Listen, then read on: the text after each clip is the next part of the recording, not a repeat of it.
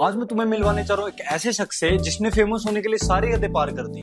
जय रावण जय रावण जय रावण। इसको तो तुम जानती होगे, लेकिन अगर नहीं जानते ना तो इस 6 फीट की बीमारी से दूर ही रहो। महाबली भगवान श्री रावण की जय बोलने लगता है, डरियो ना। जय श्री रावण की। तो ये है रावण भगत। सही सुना, रावण भगत।